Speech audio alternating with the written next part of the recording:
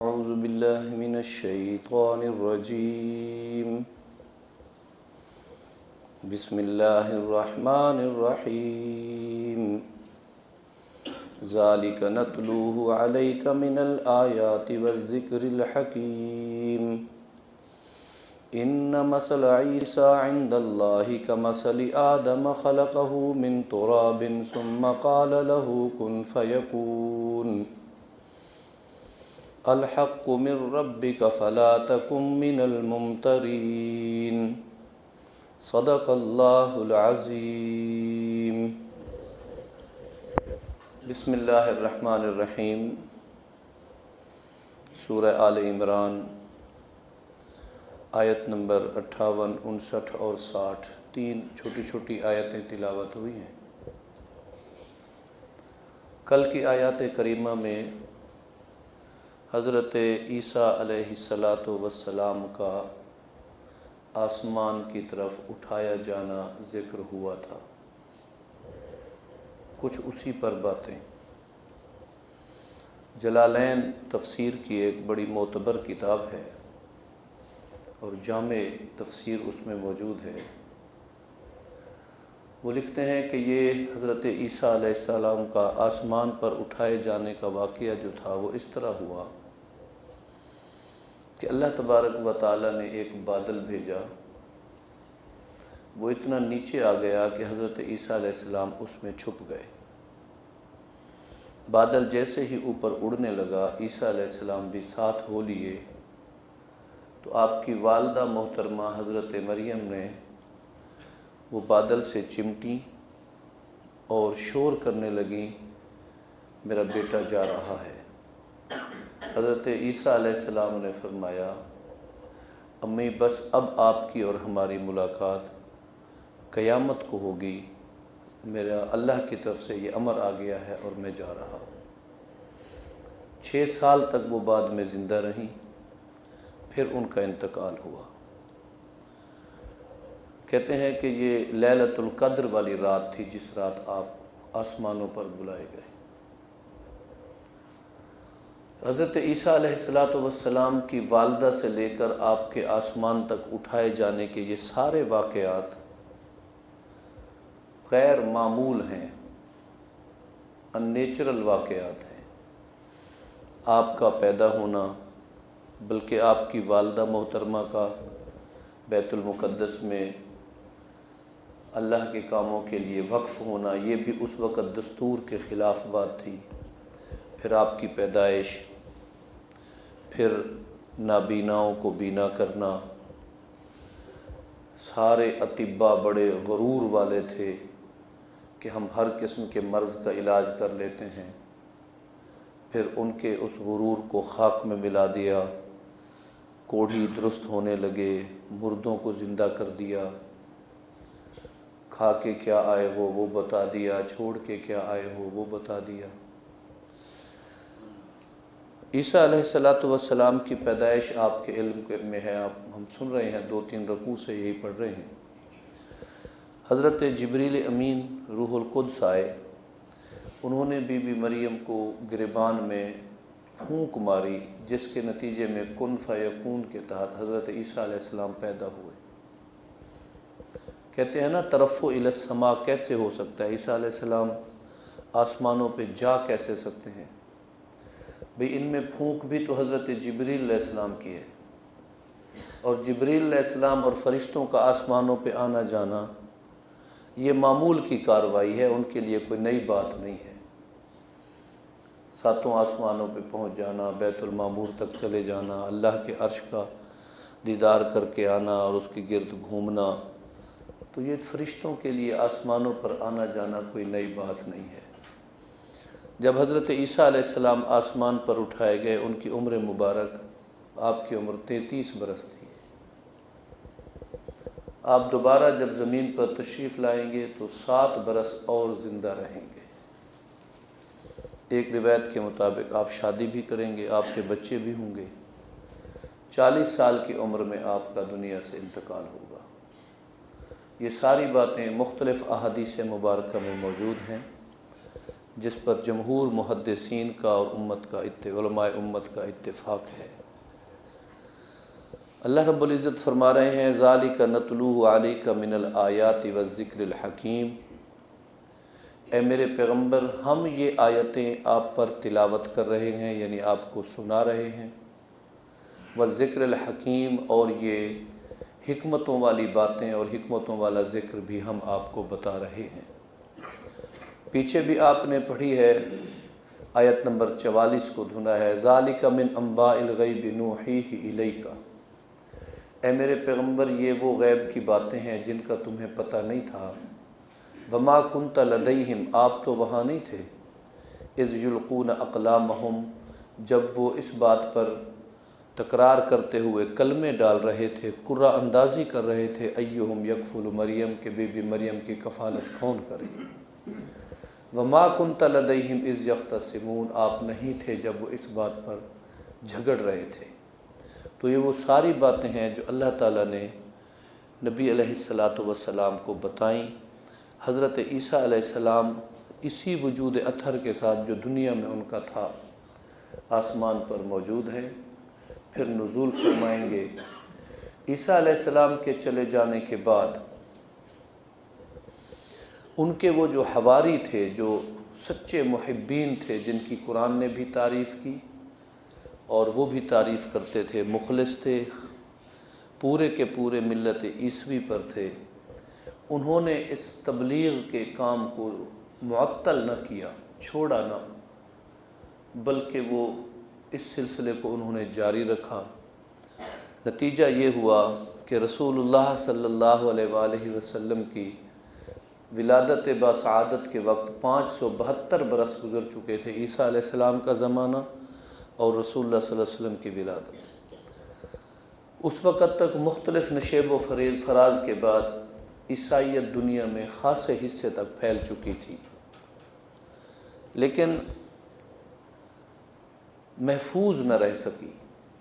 ابتدا میں کچھ 100 سال تو عیسائیت اسی سچائی کے ساتھ کہ حضرت عیسیٰ اللہ کے نبی ہیں، اللہ کے بندے ہیں، آسمان پر گئے ہوئے ہیں، واپس آئیں گے، یہ ساری اسی عقیدے پر عیسائیت قائم رہی، نصرانیت۔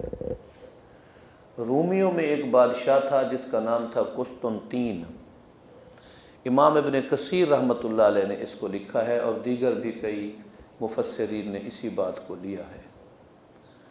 قسطنطین نامی بادشاہ نے یہودیت کو چھوڑ کر عیسائیت کو قبول کیا۔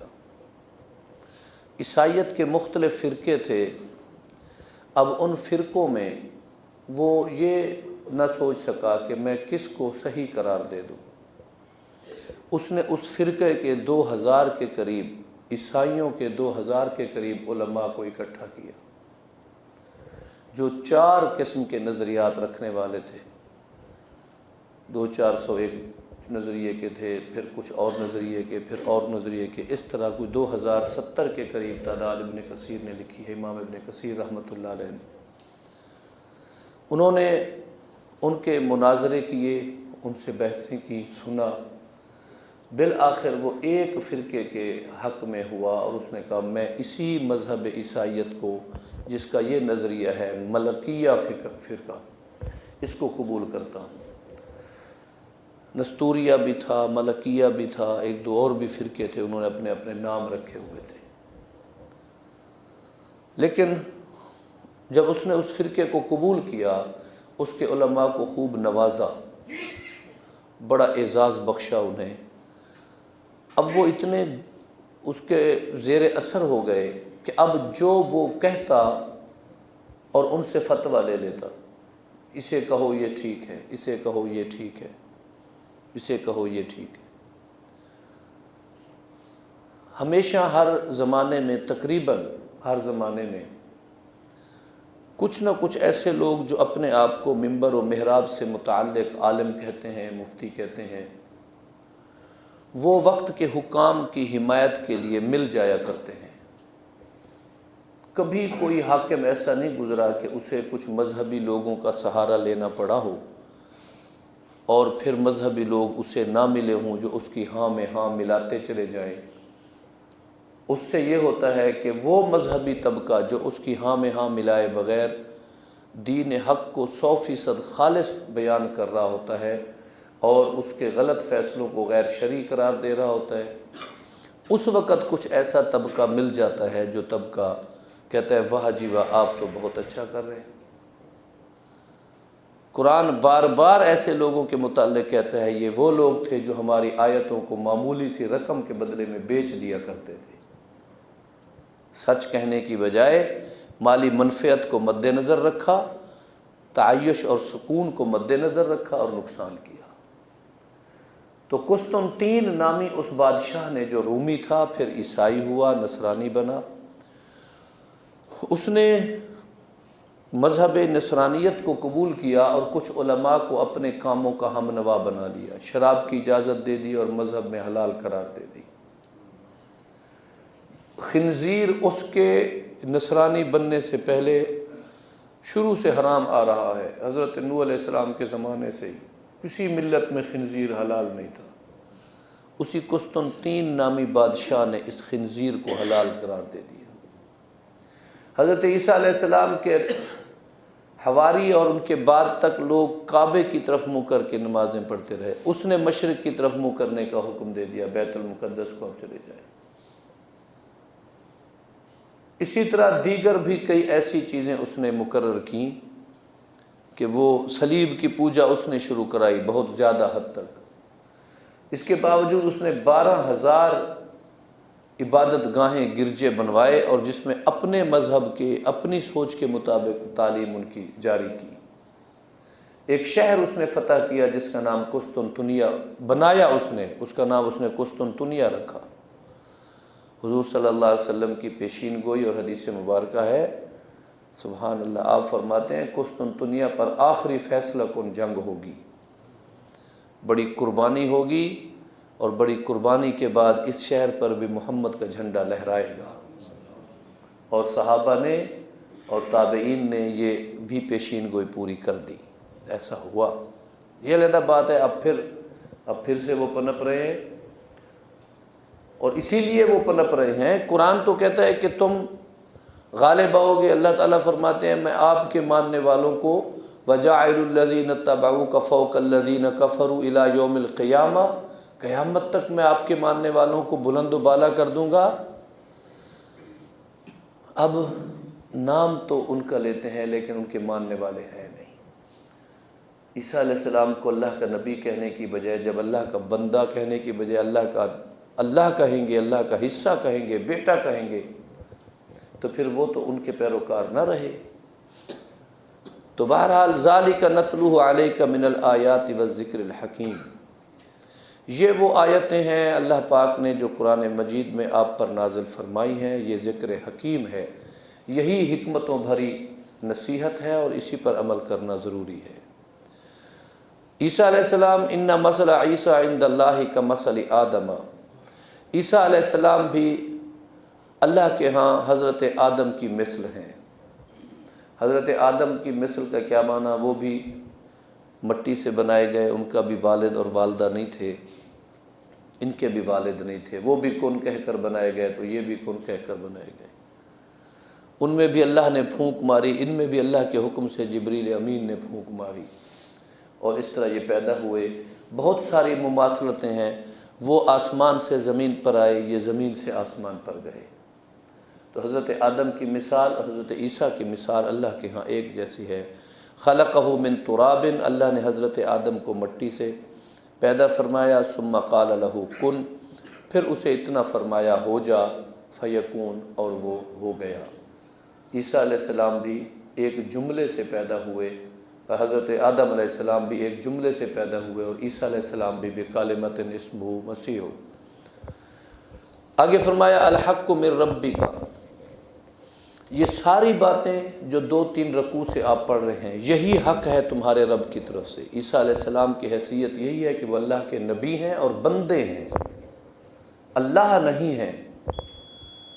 غیر معمولی واقعات ان کی پیدائش سے پہلے شروع ہوئے اور ان کی وفات تک رہے، یہ عیسیٰ علیہ السلام پر یہ غیر معمولی معجزات جو نظر آ رہے ہیں، یہ اللہ تعالیٰ کے حکم اور امر سے ہیں۔ فلا تکم من الممترین، عیسیٰ علیہ السلام کے بارے میں شک کرنے والوں میں سے نہ ہو جانا۔ جنہیں کیا شک ہو گیا؟ نہیں جی آپ تو اللہ ہیں، آپ تو اللہ کا حصہ ہیں، آپ تو اللہ کا جز ہیں۔ یہود بھی حد سے بڑھ گئے، نصارہ بھی حد سے بڑھ گئے۔ معتدل رہنا اور کسی قسم کے شک میں نہ پڑنا۔ عیسیٰ علیہ السلام کی جو حیثیت شرعاً ہے ہم اس کو مانتے ہیں۔ آپ اللہ کے نبی ہیں، آپ اللہ کے رسول ہیں، آپ اللہ کے بندے ہیں، آپ نبی برحق ہیں، قرب قیامت میں نزول فرمائیں گے۔ حدیث مبارکہ میں آتا ہے لا تقوم الساعۃ، اس وقت تک قیامت قائم نہیں ہوگی جب تک کہ عیسیٰ علیہ السلام نازل نہ ہو جائیں۔ وہ آئیں گے اور پوری دنیا پر پھر دین اسلام کو رائج فرما دیں گے۔ اللہ تبارک و تعالی ہمیں ان کی صحیح حیثیت سمجھنے کی توفیق عطا فرمائے۔ آگے آیت مباہلہ ہے، پھر باقی باتیں انشاءاللہ کل۔ وآخر دعوانا الحمدللہ رب العالمین۔